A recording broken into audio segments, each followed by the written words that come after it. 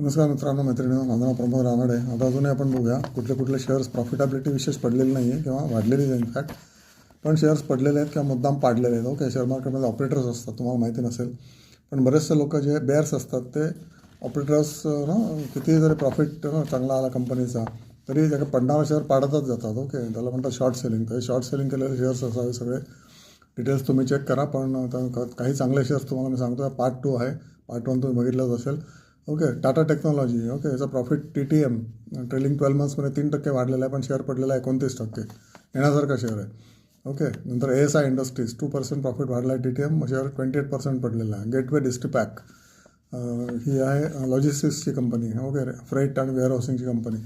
TTM profit वाढलेला 60%, पण share पडलेला 28%. नंतर अडानी ग्रीन 15% वाढलेला प्रॉफिट पडलेला शेअर आहे 28%. अतुल लिमिटेड 11% TTM प्रॉफिट वाढला आहे, पण शेअर पडलेला आहे 28%. नंतर Sanofi India pharma company MNC 5% profit वाढला आहे, 26% पडला आहे. युको बँक 15% प्रॉफिट वाढला आहे, शेअर 26 ते 27% पडलेला आहे. EDF फूड 4% प्रॉफिट वाढला, शेअर पडला 24%. ओके, हे म्हणजे अति झालेलं आहे. शॉर्ट सेलिंगला धडा तुम्ही शिकवायलाच पाहिजे किंवा ते आपला धडा शिकतील.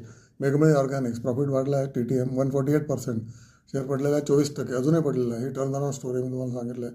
ओके, प्रॉफिट वाढलेलं आहे, सगळं व्यवस्थित चाललेलं आहे. यांचं अमेरिकेचं एक्सपोर्ट पण हळूहळू सुरू होईल. इरिडा 19% प्रॉफिट वाढलं आहे, पण पडलं शेअर 23%. नंतर नोवार्तिस MNC फार्मा 22% प्रॉफिट वाढला आहे.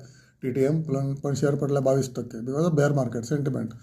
ओके, शेअर मार्केट नेहमी सेंटिमेंटवर चालतं. Doesn't work with brain, doesn't work with fundamentals, it works always on technicals. म्हणजे इमोशनली ड्रिवन जे लोक शॉर्ट करतायत की नाही अजून शॉर्ट करा, अजून शॉर्ट करा, अमेरिकेत अजून काही येणार नाही वगैरे वगैरे, what ever they think like that. तर त्याप्रमाणे शेअर त्यांनी पाडलेले आहेत. ओके, नंतर IOB 45% प्रॉफिट वाढला आहे. TTM पण 22% पडलेला आहे. ओके, बोडल केमिकल 100% TTM प्रॉफिट वाढला आहे ना लास्ट 12 महिन्याचे वर्सेस आधीचे 12 महिने. ओके, पण शेअर पडलेला आहे 19%. नंतर आहे PFC पॉवर फायनान्स प्रॉफिट वाढतो आहे, शेअर पडतो आहे. ओके, नंतर PNG हायजीन प्रॉफिट 22% वाढला, पण शेअर 17% पडलेला आहे.